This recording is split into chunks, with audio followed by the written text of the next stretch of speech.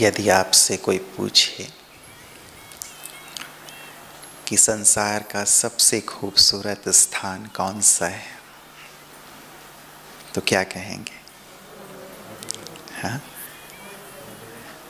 थोड़ा आवाज से। मधुबन। सारी दुनिया घूम लें, कहीं भी चले जाएं, लेकिन सारे संसार में सबसे खूबसूरत स्थल मधुबन है। क्यों? केवल कहने के लिए या कुछ है भी?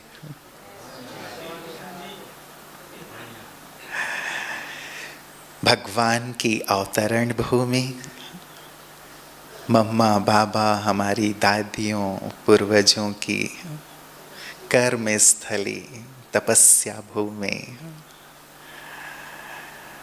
ऐसा स्थान जो सारे संसार के लिए लाइट हाउस, माइट हाउस बनने वाला है। ऐसा स्थान जहाँ आकर सर्व मनोकामनाएं पूरी हो जाती हैं।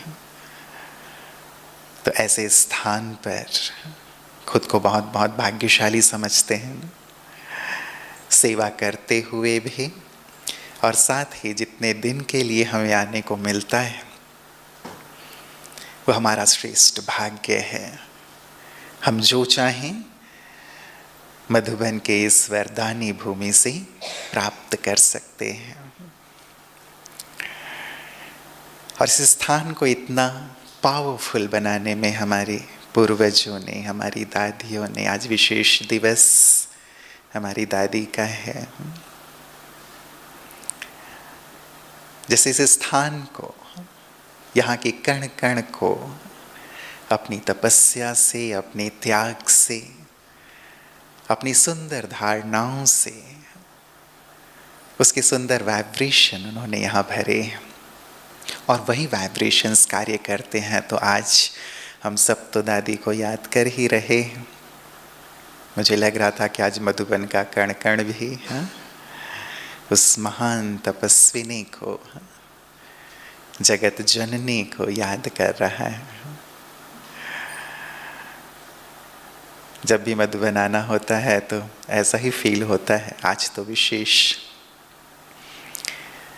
कि दादी जैसे कभी आंगन में बैठे हुए हैं तो कभी हिस्ट्री हॉल में बैठ करके हम सब ऐसे ही जब रात को कुछ सेशंस किया करते थे तो दादी भी आके बैठ जाया करते थे।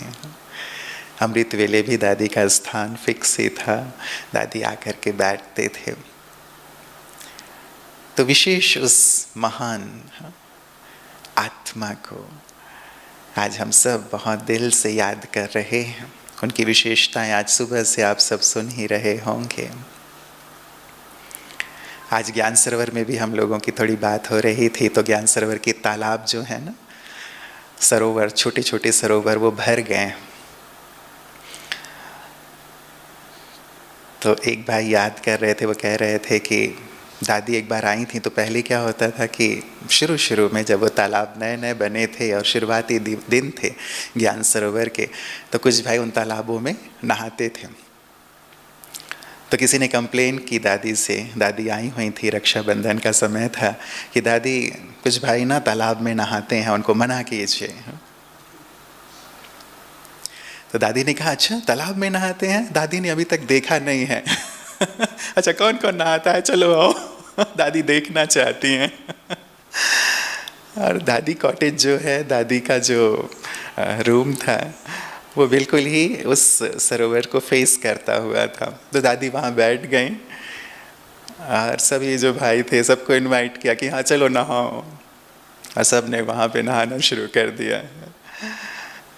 तो देखिए एक कंप्लेन का भाव लेकर के कोई गया था कि दादी इनको मना कीजिए, लेकिन दादी एक माँ के सदृश कि नहीं नहीं चलो, दादी ने भी देखा नहीं है, नहाओ।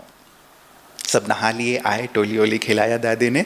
उसके बाद प्यार से कहा कि ये पब्लिक प्लेस है ना, इतने सारे विजिटर्स आते हैं, है ना, और हम सब तो मनुष्य से देवता बनने वाले हैं।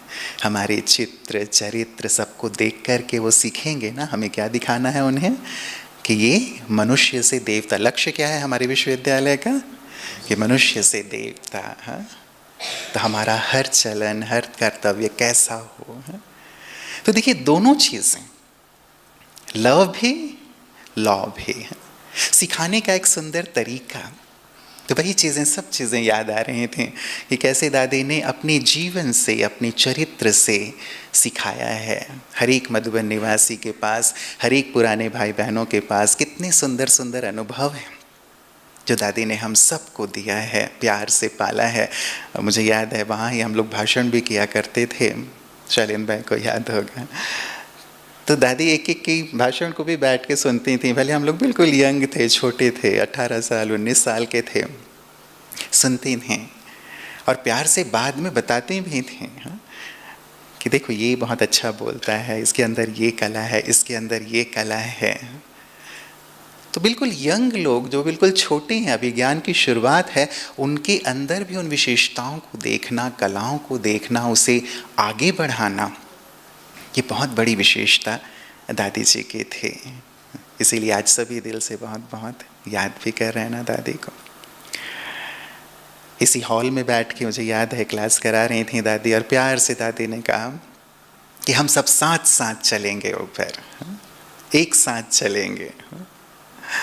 तो सब बड़े उमंग में थे कि हाँ दादी हम साथ साथ चलेंगे, हाँ, साथ साथ चलेंगे और साथ साथ आएंगे। जब ब्रह्मा बाबा थे तब भी किसी को संकल्प नहीं था कि बाबा जाएंगे। दादियाँ जब थीं तब भी हम में से किसी को ये संकल्प नहीं था कि दादियाँ ऐसे जाएंगे और हम सब यहाँ रहेंगे, साथ जाएंगे, यही संकल्प था। लेकिन ये भी ड्रामा हम सबको सिखाने के लिए और हम सबको आगे बढ़ाने के लिए। तो आज के इस दिवस पे जब हम सब ने इतना कुछ पाया है अपने पूर्वजों से, बड़ों से, तब रिटर्न गिफ्ट भी तो हमें देना है ना। तो आज के दिवस पर दादी के लिए सच्ची हमारी स्नेह अंजलि कहें, हाँ, वो यही होगा कि दादी ने जैसे हमें प्रेरित किया है वैसे हम अब उन्हें बनकर दिखाएं। जैसे बाबा अव्यक्त हुए, मम्मा अव्यक्त हुए, दादी अव्यक्त हुए, हाँ, तो अव्यक्त होकर हम सबको यही प्रेरणा दे रहे हैं कि हम भी अब यहीं रहें या अब कुछ करें, हाँ? हम भी अब अव्यक्त स्थिति बनाकर अव्यक्त वतन की ओर चले, है ना। जब तक यहाँ हैं तब भी अभी मधुबन का वातावरण भी सूक्ष्मतन अव्यक्त वतन की तरह ही तो लग रहा है ना। तो अव्यक्त स्थिति, यही हमारे लिए एक प्रेरणा है दादी की, बाबा की, और वो अब हमें एक गिफ्ट के तौर पे उन्हें देना है। केवल उनकी स्मृतियों को स्मरण कर लेना, उनकी विशेषताओं को याद कर लेना, आज वर्णन कर लेना, इतना नहीं, लेकिन चाहना यही उनकी है हमारे लिए कि हम अब वैसा बने। तो कैसे बनेंगे? कीवर्ड, इस कीवर्ड को ही याद रख करके चले, हाँ। 6 सुंदर सी बातें इस अव्यक्त में। इस पूरे वर्ष हम लोग व्यक्त से अव्यक्त की ओर एक सुंदर पुरुषार्थ लेकर के चल रहे हैं, और मुझे लगता है कि यही प्यारे बाबा और दादी के लिए हम सब की ओर से बहुत सुंदर सौगात होगी। अव्यक्त, आज की अव्यक्त मुरली में भी बाबा कह रहे थे अब हद से ऊपर निकलो, है ना। हद की छोटी छोटी बातों में मत उलझे रहो, हद से बेहद में आओ। तो व्यक्त से अव्यक्त की ओर चलना, अंधकार से प्रकाश की ओर चलना, मृत्यु से अमरता की ओर चलना, यही हम सबका ध्येय है ना। इसी के लिए हम सब पुरुषार्थ कर रहे हैं, और अब इस पुरुषार्थ को हमें तीव्र करना है। तो अव्यक्त कीवर्ड आज के इस दिवस पर याद रखेंगे। अशरीरी स्थिति, हमारी आत्माभिमानी स्थिति। यदि अव्यक्त होना है तो पहला पाठ यही, और यही हमारा अंतिम पाठ भी। हम कितना आत्माभिमानी होकर रहते हैं या कितना अशरीरी हो सकते हैं। आज के सारे दिन में भी अपने आप को देख लें, कितनी हमारी एक आत्माभिमानी स्थिति रहती है और कितना देहभान की स्थिति रहती है। यदि हम चाहें कि अभी हम बिल्कुल अशरीरी हो जाएं, तो क्या हम हो सकते हैं? कितना वक्त लगेगा हमें। हम सब पहले छोटे छोटे ग्रुप्स में पुरुषार्थ किया करते थे, अभी भी जैसे मधुबन में छोटे ग्रुप्स बैठते हैं, अभी भी हाँ शैलेंद्र भाई आदि, कमलेश भाई सभी बैठते हैं छोटे ग्रुप में। दादी को बहुत अच्छा लगता था कि छोटे छोटे ऐसे ग्रुप्स बना करके सभी पुरुषार्थ की गहराई में उतरें, अच्छा चिंतन करें, मनन करें, केवल सेवा नहीं लेकिन ज्ञान योग में चारों ही सब्जेक्ट्स में आगे बढ़ें। तो एक बार हम लोग अशरीरी स्थिति पर हाँ काफ़ी अच्छा उस पर चिंतन चर्चा आदि करके दादी से फिर मिला भी करते थे। तो दादी के पास गए और कहा कि दादी इस पर हम सब ने वर्कशॉप किया है, लेकिन अब आपसे जानना चाहते हैं, आपसे सुनना चाहते हैं कि ये स्थिति क्या है, कैसे बनाएं। तो दादी ने कहा कि दादी कुछ इसमें सुनाएंगी नहीं, हाँ लेकिन अनुभव कराएंगे। हाँ चलो सभी बैठ जाओ। और सभी बैठे और एकदम ऐसी डीप साइलेंस और अशरीरी स्थिति की अवस्था, दादी खुद भी खो गई और जितने सारे बैठे हुए थे वो सब भी उसी अशरीरी स्थिति की बहुत गहरी अनुभूति और फीलिंग में, जो अब तक भूलती नहीं है। तो ये कैसे होता है? एक लंबे समय का अभ्यास, हमें केवल खुद अपने आप को नहीं बनाना है लेकिन अब औरों को भी वो अनुभूति करानी है। आज बाबा कह रहे थे ना कि औरों को भी अनुभूति कराने के लिए अब तैयार हो जाओ। अनुभूति का कोर्स, मुझे खुद ही अनुभूति नहीं होगी तो औरों को मैं अनुभूति नहीं करा सकता। इसीलिए बाबा ने कहा है बार बार बार बार, कितने भी बिजी क्यों ना हों, लेकिन बीच बीच में अशरीरी अवस्था का हम अभ्यास करें। कितने भी बिजी हो, बाबा ने कहा ये अशरीरी स्थिति का अभ्यास ही अंत में पास विद ऑनर कराएगा। सेकंड में कोई हो पाता है या नहीं, क्योंकि अभी तो शांति की स्थिति है। अभी हम बाबा के रूम में बैठते हैं, हम कुटिया में बैठते हैं, शांति स्तंभ में बैठते हैं, वहाँ बैठ कर के भी अशरीरी होने में कितना टाइम लगता है। अब खुद को भी हम देख लें, कितना ये देह रूपी जो वस्त्र है इससे चिपकी हुई है आत्मा, और कितना हम उससे हल्के हो सकते हैं, कितना डिटैच हो सकते हैं, ये हमारी प्रैक्टिस पे ही तो डिपेंड करता है। ये हमारी आध्यात्मिक यात्रा की पहली सीढ़ी है और सबसे महत्वपूर्ण सीढ़ी है कि धुन लगा दें इसकी, जैसे ब्रह्मा बाबा ने धुन लगा दी थी, मैं आत्मा हूँ आत्मा हूँ आत्मा हूँ। यशोदा आत्मा है, नारायण आत्मा है, ये आत्मा है। तो अपने आप को भी उसी स्वरूप में स्थित करना और दूसरों को भी वैसी ही स्थिति में देखना, उसका सुंदर अभ्यास करना। भीतर चलें, अब बाहर नहीं, भीतर। जितना भीतर जाएंगे उतना ही इस अभ्यास को पक्का करने में हमें मदद मिलेगी।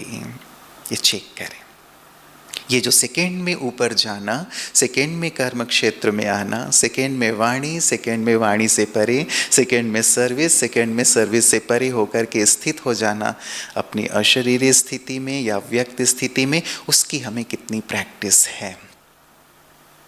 ये अभ्यास ही हमें आगे बढ़ाएगी, ये अभ्यास ही हमें अन्य अनुभूतियों की ओर ले जाएगी। और जब तक यहाँ से न्यारे नहीं हुए हैं तब तक दूसरी अनुभूतियाँ तो हो नहीं सकती ना। आत्मा का जो पूरा सार है, सातों गुणों की सुंदर जो हम व्याख्या करते हैं, उसकी अनुभूति ही तब होती है, उसकी गहराई ही तब आती है, उसके स्वरूप ही हम तब बनते हैं जब आत्मा बन पाते हैं, आत्मा बन पाते हैं। इसीलिए बिल्कुल गहराई से उसकी सुंदर प्रैक्टिस हो। करेंगे इसकी प्रैक्टिस, थोड़ी देर के लिए स्थित हो जाए। बाबा ने कहा ना आज, दोनों नैनों के बीच जो बिंदी है, उस बिंदी स्वरूप में स्थित हो जाए, बिल्कुल अशरीरी, देह से न्यारे, चमकती हुई मणि।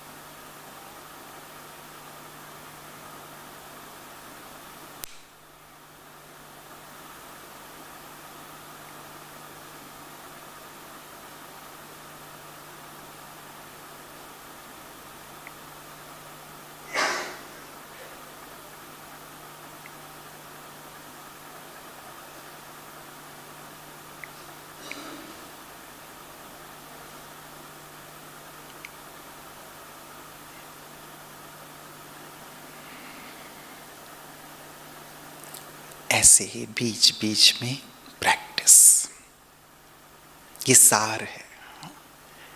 जितना अच्छा इसका अभ्यास होगा उतने ही हम मुक्त होंगे। कहते हैं practice makes a person perfect, ये प्रैक्टिस है। जितनी अच्छी प्रैक्टिस, जितना अच्छा अभ्यास, उतनी अच्छी अनुभूति। तो ऐसे हम अशरीरी स्थिति का बीच बीच में अभ्यास, ताकि हम अव्यक्त स्थिति की ओर आगे बढ़ सकें, अपनी सुंदर आत्माभिमानी स्थिति में स्थित हो सकें। वैराग्य, वैराग्य वृत्ति। अशरीरी क्यों नहीं हो पा रहे हैं? अभी तक राग है। और जैसे बाबा बेहद के वैराग्य की स्थिति में स्थित होकर के फिर वो अखंड रहा बाबा का वैराग्य, वैसे अब हमें भी अपने वैराग्य को अखंड करना है ना। कभी राग, कभी वैराग्य। यदि ये स्थिति इस झूले में झूलते रहेंगे तो हमारी अव्यक्त स्थिति, हमारी संपूर्ण स्थिति हमसे दूर रहेगी। चलना ही है ना, चलना है या यहीं रहना है? वैसे तो संगम युग बहुत प्यारा है। संगम युग में जो आनंद है, ये गोल्डन युग है हम सब के लिए। इसलिए इसको यहाँ से जाने की वैसे तो इच्छा नहीं। बाबा भी कह देते हैं कि जब पूछते थे बच्चे कि बाबा विनाश कब होगा, तो बाबा भी कह देते थे कि कि अच्छा नहीं लग रहा है क्या बाबा को ये कहना? बाबा को ये कह रहे हो इनडायरेक्टली कि बाबा आप कब जाओगे? तो वैसे तो ये संगम बहुत प्यारा, लेकिन चलना है ये भी सत्य। और चलने से पहले अपने आप को ऐसा तैयार कर लेना है ताकि हम सारे विश्व को देकर जाएं, सारे विश्व का कल्याण करके जाएं। अपने कर्तव्यों को पूर्ण करके ही जाना है ना। बाबा ने कहा है जब तक तुम अपने ब्राह्मणपन के कर्तव्य को पूर्ण नहीं कर लेते तब तक वापस मुक्ति धाम में नहीं जा सकते। तो वैराग्य, और अखंड वैराग्य, गहन वैराग्य, शमशानी वैराग्य नहीं, अल्पकाल का वैराग्य नहीं, और राग वैराग का झूला नहीं। अब इसको छोड़ के एक तरफ होने की जरूरत है, दृढ़ता पूर्वक एक तरफ। देख लिया ना संसार को, और भी देखने की इच्छा है? यंग कुमार बैठे हुए हैं, देखने की इच्छा है? लगता तो होगा बाबा भी तो 60 साल के हुए थे, उसके बाद सब कुछ देखकर अनुभव करके उसके बाद कूदे थे। तो हम भी तो थोड़ा अनुभव कर लें, ऐसा तो नहीं है? बाबा का समय और था, आशीर्वाद थी। बाबा को तो अनुभवी रथ भी चाहिए था, तो ड्रामानुसार जरूरी था। अब वक्त है हमारे पास? वक्त है क्या? वक्त है नहीं। इसीलिए वैराग्य, वैराग्य। देह यदि आकर्षित कर रहा है, देह में राग उत्पन्न होता है ना, थोड़ा सा देह के अंदर जाकर के देख लो कि क्या है। इस पतली सी चमड़ी को यदि हटाया, अंदर जाकर देख लो कि कितनी गंदगी है, वैसे ही वैराग्य उत्पन्न हो जाएगा। देह के जो संबंध है यदि उनमें राग जाता है, उनमें अपनत्व बढ़ता है, वहां यदि बंधे हुए हैं, तो देख लो वो भी कहां तक साथ देंगे? कहां तक? केवल शमशान घाट तक फिक्स है। उसके आगे कोई कितना भी आपका प्यारा क्यों ना हो, जाएगा। यदि आप चिता पे लेटे हैं, आप में थोड़ी देर के लिए प्राण आ गए, आप उठ के बैठ गए, और आपका सबसे प्यारा जो हो, उसको आप बोलो कि आओ आओ तुम मेरे साथ चलो, मुझे डर लग रहा है, मैं अकेले नहीं जाऊंगा। जो वहां आंसू बहा रहा हो नजदीक खड़ा हो करके, उसे आप कहो कि आ जाओ, आंसू मत बहाओ, तुम्हारा प्यार बहुत गहरा है, मैं समझ रहा हूं, इसलिए आ जाओ, चलते हैं साथ में। आएगा? आएगा नहीं ना, कोई नहीं आएगा, कोई साथ नहीं देगा। रियली कोई साथ नहीं देने वाला है। कितना भी कोई अपना क्यों ना हो, कितना भी प्यार क्यों ना जता रहा हो, कोई साथ नहीं देगा। बाबा के सिवाय कोई अपना है नहीं, साथ देने वाला भी नहीं। वही है केवल जिसे मैं दिल से, एक लाइन अपने पास नोट करके रख लो, तीनों लोकों में यदि मैं किसी को मेरा कह सकता हूं तो वो केवल एक बाबा है, केवल एक बाबा है। उसके अलावा कोई मेरा नहीं है। गहराई से इस पर विचार करना ना, ये देह मेरा है, हाँ? ये तो वैसे ही छूट जाता है तुरंत ही, जैसे आत्मा निकली तुरंत छूटा, संबंधी शमशान तक। और जो वस्तु जिनको मैं पूरे जीवन इकट्ठा कर रहा हूं, साथ चलने वाले हैं, अलमारी में भर भर के रखा हुआ है ठूस ठूस के, हाँ? जाने वाला है साथ आपके कि नहीं बहुत अच्छी अच्छी चीज है, मैं साथ लेकर के जाऊंगा, जाएगी?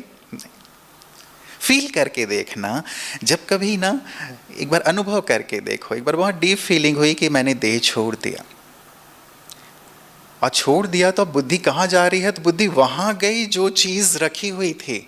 तो तुरंत जागृति आई कि अरे ये चीज रखी हुई है और मैंने देह छोड़ दिया, वहां मेरी बुद्धि जा रही है। जागने के बाद ये फील हुआ कि नहीं, मैं तो जीवित हूं, लेकिन ये जो अनुभव हुआ वो अनुभव जगाने वाला था। जो चीज रखी हुई होगी वहां बुद्धि जाएगी। तो अंतमति सोगति हुई क्या हमारी? हाँ? हुई। इसीलिए ना जितनी जरूरत है, सन्यासियों को देखो ना, सीखने जैसी चीज है ना, लोगों से भी जो बाहर हैं, सन्यासी हैं, कमंडल लेके ही चलते थे। उनका नियम था कि एक जगह से दूसरी जगह जब आप जाओगे तो उस जगह की जो चीज आपको मिली है वहीं छोड़ के जाना, लाठी भी लेके नहीं जानी है, ऐसा नियम था। हम संग्रह ना करते जाएं, सेवा अर्थ जो आवश्यक है हम रखें, लेकिन वैराग्य, साधनों को यूज करें लेकिन उसके साथ बंधे नहीं, अपने आप को बंधने ना दें, ना देह से, ना देह के संबंधियों से, और ना ही वस्तुओं से। ये वस्तु भी तो नहीं जाएंगे ना। गीता में भी भगवान ने कहा है, कल तक जो चीज आज तुम्हारे पास है वो कल किसी और की थी, और कल किसी और की हो जाएगी। तो किस चीज में तुम अपनत्व रखते हो? इसीलिए मेरा कुछ नहीं, मेरा एक बाबा। ये अंदर से एक हम अपने अंदर एक वैराग्य जरूर लाएं। एक रिटायर्ड जज थे, बहुत विद्वान थे, रोज वॉकिंग के लिए जाया करते थे शाम के समय में। एक बार जब वो रिटर्न हो रहे थे, अंधेरा हो गया था, जहाँ से वो गुजरते थे वहाँ झुग्गी झोपड़ियाँ थी। तो वहाँ जो व्यक्ति था वो भी आया, जो झुग्गी झोपड़ी में रहने वाला, अपनी बेटी को आवाज़ देते हुए उसने कहा कि बेटी संध्या काल हो गई है, अंधेरा हो गया है, दिया जला लो। संध्या हो गई है, दिया जला लो। ये सुनते ही उस रिटायर्ड जज के मन में एकदम जागृति आ गई कि संध्या हो गई है, दिया जला लो। मेरे भी जीवन काल की संध्या हो गई है और अभी तक मैंने आध्यात्म का दिया नहीं जलाया है, ज्ञान का दिया नहीं जलाया है। जो चीज़ मेरे साथ चलने वाली है उस चीज़ का दीपक मैंने नहीं जलाया है, वो जागृति मैंने अपने अंदर नहीं लाई है। जाग जाओ, दिया जला लो। हम भी अपने अंदर वो दिया जला लें कि साथ क्या जाने वाला है। आज भी बाबा ने क्या कहा, अभी कमाई का समय है और कमाई के समय में यदि गंवाएंगे तो कमाएंगे कब? हाँ? कमाने का समय है, इस कमाने के समय में गंवाएंगे तो कमाएंगे कब? जगाएं हम अपने आप को। ये वक्त कमाई करने का है, ये वक्त पढ़ाई पढ़ने का है, ये वक्त चढ़ाई चढ़ने का है। इस समय हमने जो इकट्ठा कर लिया, इस वक्त जो हमने अपने अंदर पूंजी जमा कर ली, वही हमारे साथ चलने वाली है। ज्ञान की पूंजी, पुण्य की पूंजी जो हमने सेवा के माध्यम से, याद के माध्यम से जमा कर ली। तो बाबा को सामने ले आए और देख लें, जैसे बाबा को साक्षात्कार हुआ, पुरानी दुनिया का विनाश, सब कब्र दाखिल हैं, सब मरे पड़े हैं, अब तो बस नई दुनिया में चलना है, नई दुनिया की खुशी और पुरानी दुनिया से पूरी तरह वैराग्य। तो देख लिया करें, सब जाने वाला है। इसीलिए अपने अंदर वहाँ के लिए, पुरानी दुनिया के लिए और किसी भी चीज़ के लिए राग उत्पन्न ना हो, क्योंकि राग बांध लेता है और हमें अव्यक्त नहीं बनने देता। बंधन में जो होगा, मुक्त नहीं होगा, वो जीवन मुक्त स्थिति का अनुभव तो कर ही नहीं सकता ना, अलौकिक स्थिति का अनुभव नहीं कर सकता। जब तक इन कर्मेंद्रियों का रस है तब तक अतीन्द्रिय सुख नहीं प्राप्त हो सकता, अतीन्द्रिय रस नहीं मिल सकता। तो वैराग्य है या फिर कोई चीज़ें बांध लेती, चेक कर लेंगे, है ना। मधुबन के इस पावन भूमि में रहते हुए अपने आप को पूरी तरह वैराग्य से हमें बाबा की तरह, दादियों की तरह भर लेना है। दादियों को देखें, बाबा को देखें, कितना साधारण जीवन, जितनी आवश्यकता। इवन दादी भी, यहाँ कपड़े मिला करते थे हम लोगों को मेडिटेशन हॉल में ही। दादी भी साथ में ही मुन्नी दीदी को कहती थी कि मुन्नी मुझे भी ना शॉल चाहिए, मेरे पास जो शॉल है मुझे शॉल चाहिए या ये चाहिए।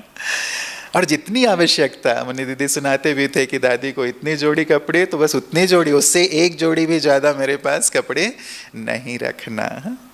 सीख है ना, यज्ञ के मालिक हैं, लेकिन फिर भी जितनी आवश्यकता है बस उतनी ही चीज़। वैराग्य की स्थिति है ना, चलना है ना, अब घर जाना है ना, तो घर चलना अर्थात अपने अंदर इस वैराग्य का भाव ले आना। तो वैराग्य बहुत गहरी बात है, लेकिन इस पर बहुत गहराई से आप स्वयं भी चिंतन करना कि कैसे ये वैराग्य हमारा अखंड बना रहे, क्योंकि कोई भी चीज़ मेरे साथ नहीं चलनी है और मुझे ऊपर अब चलना है। यदि अव्यक्त स्थिति बनानी है तो इसकी बहुत आवश्यकता है। वाई, हम कीवर्ड ले रहे हैं अव्यक्त। वाई, योग युक्त स्थिति, योग युक्त। बाबा के साथ मन के तार जुड़े रहे हमारे। जिसके पास चलना है अब उसके पास, जैसे बुद्धि के तार हमारे जुड़े रहें, मन के तार जुड़े रहें। वैराग्य ही योग युक्त स्थिति को बनाता है, उसका आधार तैयार करता है। जब तक वैराग्य नहीं तब तक साधना नहीं, तब तक हम योग युक्त नहीं। योग टूटता कहाँ है? बुद्धि जाती कहाँ है? जहाँ राग है, राइट? जहाँ मैं अटैच्ड हूँ, जहाँ राग है वहीं तो मेरी बुद्धि जा रही है। योग में बैठा हूँ, जो व्यक्ति याद आ रहा है, जो वस्तु याद आ रही है, जहाँ पे भी मेरी बुद्धि जा रही है किसी ना किसी रूप से, इच्छा है, अटैच्ड हूँ, राग है। इसीलिए कहा कि अपने आप को वैराग्य से भरें, तभी हम योग युक्त हो सकते हैं। बाबा ने कहा है तुम्हारे जीवन में जितनी भी समस्याएं हैं उन सब का एक ही कारण है, तुम्हारा लूज कनेक्शन। यदि कनेक्शन लूज है बाबा के साथ तो जीवन समस्याओं से घिरा हुआ रहेगा। इसीलिए मन के तार को आप जोड़ के रखें। बाबा थोड़ी समय के लिए तब है ना हमारे साथ है, सारे कल्प हमें सब कुछ प्राप्त होगा। कौन नहीं होंगे? कौन नहीं होंगे? बाबा। तो जो बाबा हमारे साथ नहीं होंगे, जो हमारी जीवन है, हमारे जीवन के आधार हैं, जिन्होंने हमें सारे कल्प के लिए इतना श्रेष्ठ बनाया, इतना महान बनाया, हमारे जीवन को जो श्रृंगार रहे हैं, तराश रहे हैं, ऐसे बाबा केवल अभी हैं हमारे साथ। फिर सारे कल्प नहीं होंगे। ये मिलन मेला केवल अभी के लिए है। अभी यदि भगवान से मिलन मेला नहीं मनाया, अभी यदि उनसे सब कुछ प्राप्त नहीं किया, अभी उनसे सर्व संबंधों की अनुभूति नहीं की, तो फिर कब? इसीलिए बुद्धिमता इसमें है, अपने आप से बात करके अपने आप को बहुत अच्छे से तैयार कर लिया करें। सारे कल्प सब कुछ मिल जाएगा, सबके साथ मैं रहूँगा, सबके साथ मैं व्यवहार में आऊँगा, सबको देखूँगा, लेकिन बाबा नहीं होंगे। इसीलिए जो केवल अभी है उनसे क्यों ना मैं निरंतर जुड़ा रहूँ। जुड़ के रह सकते हैं, निरंतर रह सकते हैं। इसके लिए प्लानिंग करना है ना, कि कैसे हम निरंतर बाबा के साथ जुड़े रह सकते हैं। अपनी अपनी प्लानिंग करना। बाबा रोज की मुरली में देते हैं, जैसे आज की मुरली में बाबा ने कहा जैसे तुम भागे भागे आए हो मिलने के लिए बाबा से, वैसे बाबा भी भाग भाग करके तुमसे मिलने आए हैं। तो कितनी अच्छी एक योग की विधि है। बार बार बाबा भाग भाग के मुझसे मिलने आ रहे हैं, मैं भाग भाग के बाबा से मिलने जा रहा हूं। तो आज कितनी बार भागे? कितनी बार भागे? या केवल सुबह भागे उसके बाद भागना बंद? मैं भी भाग भाग के जाऊं उसके पास जिससे मेरा प्यार है, और वो भी भाग भाग के ना केवल अमृत वेला मुझसे मिलने आए, ना केवल मुरली क्लास में मुझसे मिलने आए, लेकिन सारे दिन भी भाग भाग के मुझसे मिलने आए। जिससे प्यार होता है उससे डोर जुड़ी रहती है ना। लगता है कि अच्छा ये खाने की चीज़ है, मैं उससे भी खिलाऊं, ये अच्छी चीज़ है, मैं उसके साथ भी शेयर करूं, ये सुंदर सी बात है, सुंदर बात है या बुरी बात है, जो भी है मैं उसके साथ शेयर करूं। जिससे प्यार होता है उसके साथ तुरंत उसकी याद आती है कि नहीं ये अच्छी चीज, बुरी चीज, वॉटेवर, मैं उसके साथ शेयर करूं। तो ये शेयरिंग बाबा के साथ सारे दिन होती है। बाबा ने एक मुरली में कहा 8 घंटे की बात भी, 8 घंटे तुझ संग खाऊं, तुझ संग बैठूं, तुझ संग खेलूं, बस 8 घंटे, और बाकी के 16 घंटे, बाकी के 16 घंटे, इसको संपूर्ण प्यार कहेंगे क्या? हाँ? कि बस तू ही मेरा संसार, कह रहे हैं, वायदा कर रहे हैं कि बस तुझ संग खाऊं, तुझ संग बैठूं, तुझ संग खेलूं, तुझ संग हर कर्म करूं, तुझ संग सोऊं। तो वायदा निभा रहे हैं हम, अब निभाए ना, अब नहीं करेंगे तो कब करेंगे, है ना? इसीलिए नहीं, एक संकल्प अपने पास बहुत दृढ़ता से रख लें, सारे कल्प मनुष्यों को देखा है, मनुष्यों को ही देखेंगे, लेकिन अब केवल भगवान को देखना है। सारे कल्प मनुष्यों से ही बात की है, मनुष्यों से ही बात करेंगे, लेकिन अब केवल भगवान से बात करना है। औरों से बात करना है सेवा अर्थ, लेकिन भगवान से अंदर से मेरी बात होती रहे। सारे कल्प मनुष्यों को ही सुना है, मनुष्यों से ही सुनेंगे, लेकिन अब भगवान से मुझे सुनना है, उसकी वाणी। आज क्या कहा बाबा ने? Catching power. वो देता है, मदद देता है, कैच करते हो, ऐसी कैचिंग पावर है, टचिंग पावर है, वो दे रहा है, मैं कितना कैच कर रहा हूं। अब यदि मैं खुद इंगेज हूं कहीं और, मेरी बुद्धि इंगेज है, मेरा फोन यदि कहीं इंगेज है, और कोई सामने वाला मुझसे फोन पे बात करना चाहे, बात कर पाएगा? कर पाएगा? तो देखो इंगेज कहां है हम, हमने खुद को इंगेज कर रखा है चीज़ों में, बातों में, पास्ट में, फ्यूचर में, इसमें उसमें, हमें खुद को निकालना होगा, तब वो कैचिंग हो सकेगी ना। बाबा जो देना चाहते हैं, सोचो यदि भगवान से अभी ना ले पाए, खाली रह जाएगी ना फिर आत्मा। वो कहते हैं ना, भगवान जब भाग्य बांट रहा था तो तुम कहां थे, कहते हैं ना। ये किसका गायन है? किसका गायन है?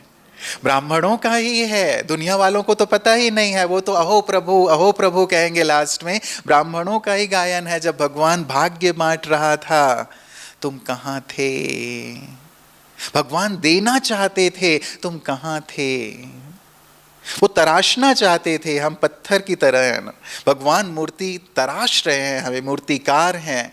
अब हम ही भाग जाए कि नहीं मैं नक्की का चक्कर लगाने जा रहा हूं। चक्कर लगाएं शरीर के हेल्थ के लिए, वो जरूरी है, लेकिन यहाँ बुद्धि की बात है। हम बुद्धि से बार बार भाग जाते हैं दुनिया में कि हाँ यहाँ चला जाऊं, वहां चला जाऊं। अरे बार बार भागोगे तो भगवान जो देना चाहते हैं वो कैसे देंगे? राइट? अब जो यहाँ बैठे हैं वो तो सुन रहे हैं, जो बाहर है, हाँ इधर उधर होंगे तो वो तो नहीं सुन पा रहे हैं ना। तो भगवान भी जो दे रहे हैं, भगवान भी जो हमें बनाना चाहते हैं, बैठ जाओ, समझदारी इसमें है, बुद्धिमानी इसमें है, बैठ जाओ भगवान के सामने कि प्रभु मैं अर्पित हूँ, समर्पित हूँ, तुम्हारी शरण में आ गया हूँ, अब तुम्हें जो करना है तुम करो। ऐसे समर्पित हो जाओ। जो समर्पित हो गए वो सच्चे सच्चे शालिग्राम, वो भगवान के समान बन गए। भगवान उन्हें वो सब कुछ दे देंगे जो वो देना चाहते हैं। इसीलिए थे तो योग युक्त रहेंगे तभी भगवान की सारी चीज़ों को प्राप्त कर पाएंगे ना। उनके सारे गुण, सारी शक्तियां आती चलेंगी, हम उनके सम्मुख रहें। अब ये भी देख लो, किसके सम्मुख रहते हैं? मेरा मुख किधर? ज्ञान सूर्य की तरफ है या संसार की तरफ है? और एग्जाम्पल हम सभी देते हैं। यदि सूर्य को अपना पीठ कर देंगे तो सामने क्या बनेगी? परछाई। और उस परछाई के पीछे भागते रहते हैं कि ये मिल जाए, वो मिल जाए, ये हो जाए, वो हो जाए। उस परछाई के पीछे भागते रहते हैं। यदि चाहते हैं कि वो प्राप्तियां जो मेरी चाहना है कि मुझे ये मिले, वो परछाई पीछे पीछे कब आएगी? कब आएगी? जब हम सूर्य की तरफ देखेंगे और सूर्य की तरफ चलना शुरू कर देंगे। इसीलिए सूर्य की तरफ चलें, योग युक्त रहना अर्थात सूर्य की तरफ चलना शुरू कर दो। आज की दूसरी बात भी बाबा ने कही, मैं आज की बात कह रहा हूँ। योग युक्त होने के लिए बहुत सारी युक्तियां हो सकती हैं, बाबा हर मुरली में कहते हैं। दूसरी बात बाबा ने आज क्या कही? जैसे दोनों नयनों के बीच बिंदी है, वैसे ही वैसे ही वैसे ही देखो किसे याद है, वैसे ही अपने नैनों में बाबा बिंदी को संभालो, बाबा बिंदी को संभालो। फिर बाबा ने पूछा संभाल लिया? संभाल लिया? फिट हो गया? फिट हो गया या नहीं हुआ? निकल तो नहीं जाएगा? तब ये देखो, सारे दिन जो बाबा ने सुबह कहा था कि नैनों में फिट हो जाए बाबा, नैनों में बाबा समाया हुआ हो, निकल ना जाए, सारे दिन फिट रहा? सारे दिन बिंदु बाबा नैनों में फिट रहे या निकल गए? फिट रहे। बाबा ने कहा यदि नैनों में फिट हो जाए, नैनों में समाया हुआ होगा बाबा, तो क्या होगा? और किसी की तरफ आकर्षण नहीं होगा, मेहनत से बच जाएंगे, मेहनत से बच जाएंगे, कोई आकर्षण नहीं होगा। कितनी सुंदर युक्तियां हैं। हमने इसे योग युक्त रहने में आज यूज किया, फिट किया बाबा को। मैं और किसे देखूं, उसके अलावा और कोई देखने योग्य है? तीनों लोकों में सबसे सुंदर कौन है? कौन है? बाबा। सत्यम शिवम सुंदरम हम उन्हें कहते हैं। तीनों लोकों में सबसे जो सुंदर है उसे मैं अपनी नजरों में समा लूं। तो आज समाया हुआ कितना रहा? समा लेना, समा लेना, तभी तो योग युक्त रहेंगे। आज जिन्होंने ये प्रैक्टिस कर लिया ना, बाबा समाया हुआ है, समाया हुआ है, और कुछ देखने की जरूरत नहीं है। ये बहुत गहरा, आज की मुरली में वो भी एक बहुत प्यारी सी लाइन थी कि यदि हद की चीजों को हमने छोड़ दिया तो बेहद की सब चीजें स्वतः हमारी ओर आकर्षित होने लगेंगी, आने लगेंगी। एक बहुत गहरा राज है, इस पर चिंतन कीजिएगा। जितना, ये यूनिवर्सल लॉ है, जितना हम भगवान को देखेंगे उतना सारा संसार हमें देखेगा, अभी भी, सारे कल्प भी। जितना हम भगवान की सुनेंगे उतना सारा संसार हमारी सुनेगा, अभी भी, सारे कल्प भी। जितना हम भगवान के मार्ग पर चलेंगे उतना संसार हमारे मार्ग पर चलेगा, अभी भी और सारे कल्प भी। तो कितना सुंदर एक लॉ है और कितनी सुंदर सी बात है। क्यों ना इस थोड़े समय में, संगम युग में, मैं अपने आप को पूरी तरह अर्पित कर दूं। तो नैनों में बिंदु बाबा को फिट करेंगे ना? अभी हिलाएंगे तो नहीं, चलो थोड़ी देर फिट कर लो बाबा को। जैसे बिंदु बाबा ऊपर से नीचे आ गए, मेरी नैनों में समा गए। अब नैनों में केवल बिंदु बाबा हैं, केवल बिंदु बाबा। मेरे नयन केवल उन्हें देख रहे।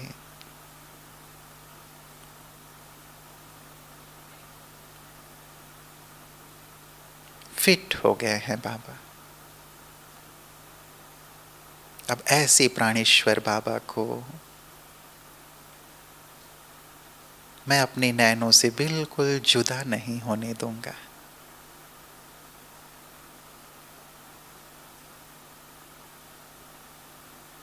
वो मेरे नैनों में, मैं उनके नैनों का नूर और वो मेरी नैनों के नूर।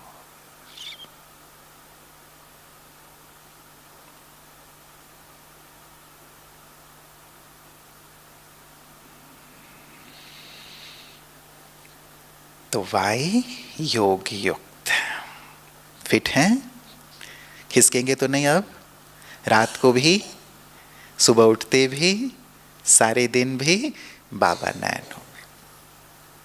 ए, अटेंशन। अव्यक्त का अगला जो लेटर है ए, अटेंशन। क्यों खिसक जाते हैं बार बार बाबा? अटेंशन का पहरेदार हमने बिठाकर नहीं रखा है।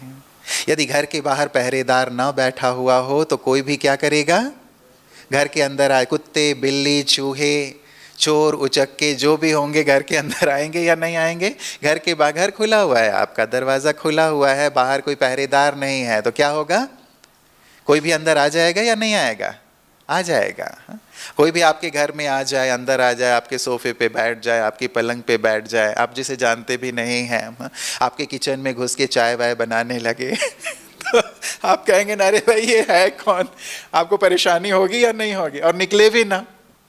एक बार जो घुस जाता है वो निकलता है क्या? एक संकल्प जब घुस जाता है वो कितनी देर में निकलता है, वो आप खुद अनुभवी हैं। तो घुसे ही ना। क्यों घुस रहा है? क्योंकि आपने अटेंशन का पहरेदार नहीं बैठाया है। और कई बार पहरेदार बैठा ना हो तो भी एक चीज़ ये भी होती है, चलो आपने दरवाज़ा खुला हुआ नहीं है, दरवाज़ा बंद है, तो भी क्या होता है, कई बार कोई कॉल बेल बजाता रहता है, कॉल बेल बजाता रहता है और आपको परेशान करता रहता है। तो माया भी बार बार कॉल बेल बजाती रहती है ना, बजाती है कि नहीं, कि मैं अंदर आऊँ क्या, मैं अंदर आऊँ क्या, मैं अंदर आऊँ क्या, कॉल बेल बजता रहता है। तो वो भी तो हमें डिस्टर्ब करता है ना। क्यों कॉल बेल बजा रही है? क्योंकि बाहर हमने पहरेदार नहीं बिठाया। पहरेदार होगा तो कहेगा ना, नहीं आपको नहीं बजाना है, बोलेगा या नहीं बोलेगा? अटेंशन का पहरेदार बिठाकर रखें तो माया परेशान नहीं करेगी। और खुद भी अपने आप को देखो, कहते भी है ना कि सावधानी हटी दुर्घटना घटी। मैं एक बार महाराष्ट्र में कहीं गया हुआ था, एक भाई जो मुझे ले जा रहे थे कहीं, उन्होंने कहा मैं 30 साल से ड्राइव कर रहा हूँ लेकिन अब तक ना कभी एक्सीडेंट नहीं हुआ है। और हम लोग भीड़ वाले रास्ते में चल रहे थे, होता है ना ट्रैफिक थोड़ी होती है जहाँ थोड़ी देर चले उसके बाद फिर रुके, थोड़ी चले फिर रुके।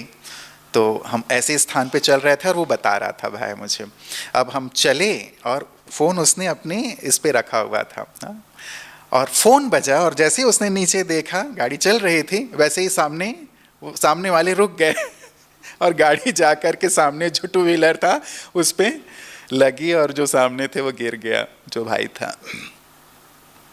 तो कह रहे थे 30 साल से मैंने कभी एक्सीडेंट नहीं किया है। और कैसे एक्सीडेंट हो गया? सावधानी हटी और तुरंत दुर्घटना घटी। तो मैं कितने साल से ज्ञान में हूँ वो नहीं, लेकिन अटेंशन का पहरेदार लगातार बैठा रहे, क्योंकि माया चक्कर लगा ही रही है कि कब मुझे अवसर मिले और मैं अंदर प्रवेश करूं। तो अटेंशन नहीं होगा तो टेंशन ज़रूर हो जाता है। इसीलिए अटेंशन, और इसके लिए बाबा ने हमें चार्ट रखने की बहुत सुंदर युक्ति दी हुई है ना, कि हम चार्ट रखें। चार्ट रखते हैं तो ध्यान रहता है कि हम कितनी याद में हैं, कितनी धारणाओं में हैं, कितना हम ज्ञान के सुंदर सिमरण में और चिंतन में, कितना हमारा समय श्वास संकल्प सफल हो रहा है। ये सब जब चार्ट रखते हैं तो हमें पता चलता है ना, कितने हम अंदर बिजी रहेंगे तो भी हमें कोई माया परेशान नहीं करेगी ना, बिजी रहे। किसी महात्मा से पूछा उनके शिष्य ने कि आपके पास कभी जीवन में विकार नहीं आए क्या? विकार तो सबके पास आते हैं, आपके पास नहीं आए? तो उस महात्मा ने कहा आए, लेकिन वो दरवाज़ा खटखटाते थे और मैं अंदर से बोलता था कि मैं अभी बिजी हूँ। तो बिजी हूँ तो फिर कैसे आएगा, है ना? तो मैं भी अपने आप को इतना बिजी रखूं ज्ञान योग में, ज्ञान के सुंदर सिमरण में, योग के अच्छे अभ्यास में, इतना कुछ बाबा ने दिया हुआ है, उन सबको अपने अंदर समाते चलना है ना, समाना है ना। टाइम कम है और कार्य ज़्यादा है, और ऐसे में भी यदि आप माया में उलझे रहेंगे, अटेंशन का पहरेदार नहीं होगा, तो फिर क्या होगा?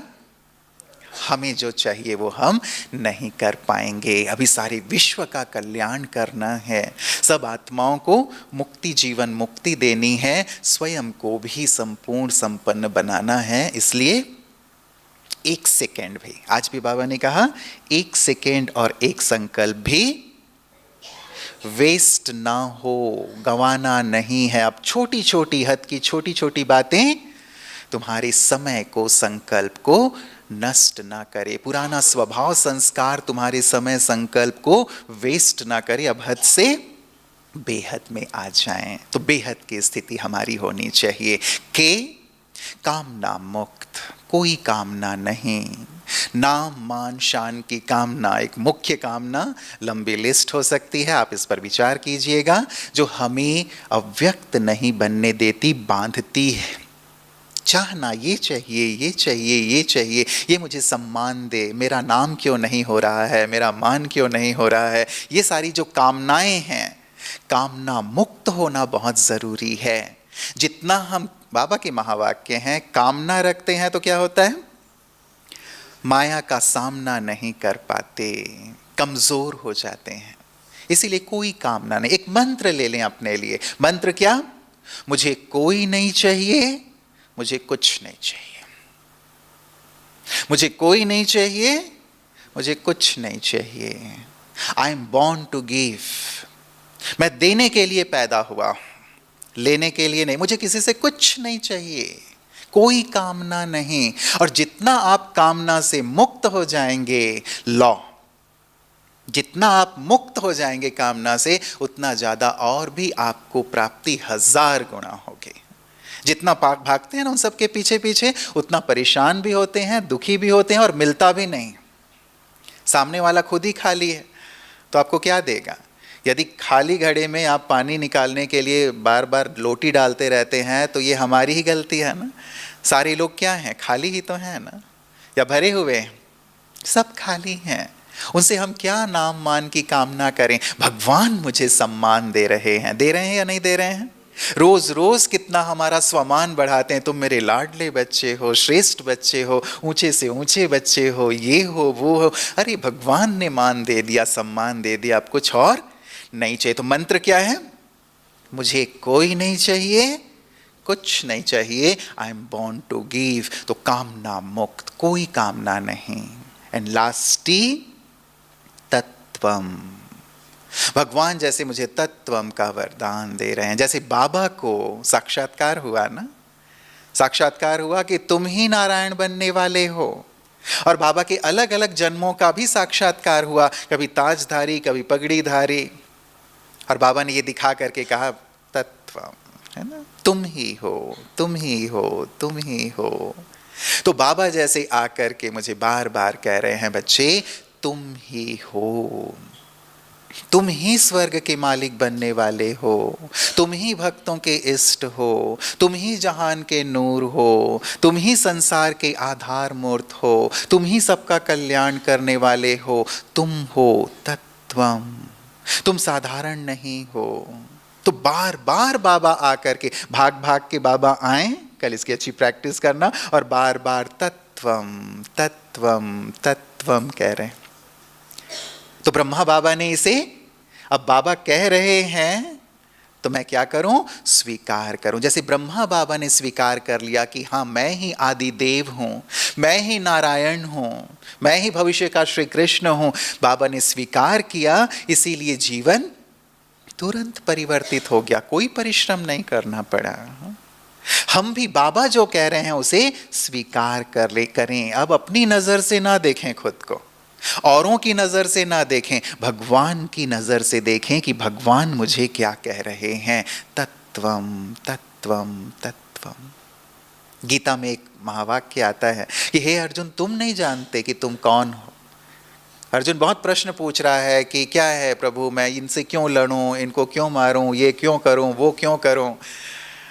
लास्ट में श्री कृष्ण जी उनसे कहते हैं कि हे अर्जुन, तुम नहीं जानते कि तुम कौन हो, मैं जानता हूं। तुम केवल एक कालदर्शी हो। मैं तुम्हारे भूत को भी जानता हूं और तुम्हारे भविष्य को भी जानता हूं, और ये जानता हूं कि किसमें तुम्हारा कल्याण है, क्या तुम्हें करना चाहिए और क्या नहीं करना चाहिए। इसलिए जो मैं कह रहा हूं तुम वो करो, मैं जो कह रहा हूं तुम वो करो। तो किया तो सफलता प्राप्त हुई ना, किया तो विजय हुए ना। वैसे ही भगवान मुझे कह रहे हैं, मैं जो कह रहा हूं तुम वो हो, तुम वही करो जो मैं कह रहा हूं, तुम वो हो जो मैं कह रहा हूं। अब दिल से उसे स्वीकार कर लें। हम अस्वीकार करते हैं, औरों की बातों को सुनते रहते हैं, भगवान जो कह रहे हैं वो नहीं सुन रहे हैं, इसीलिए परिवर्तन नहीं हो रहा है, इसीलिए परिश्रम करना पड़ रहा है। अब क्या करें? तत्वम।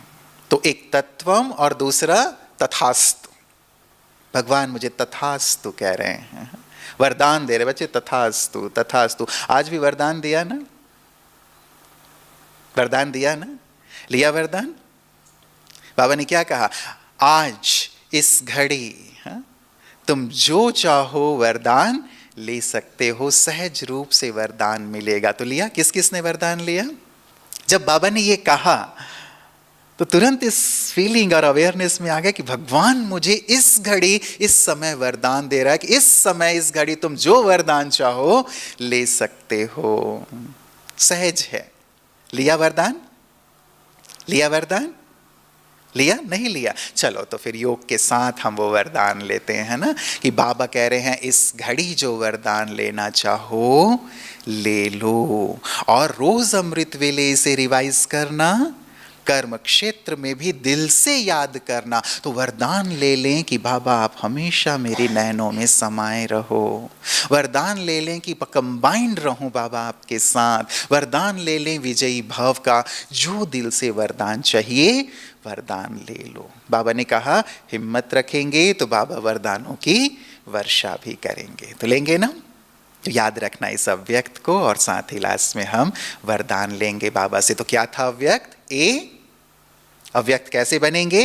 ए अशरीरी स्थिति से, वी वैराग्य की स्मृति हो या वैराग्य का भाव हो, उसके बाद वाई योग युक्त स्थिति, ए अटेंशन, उसके पश्चात के कामना मुक्त, और लास्ट टी तत्वम और तथास्तु।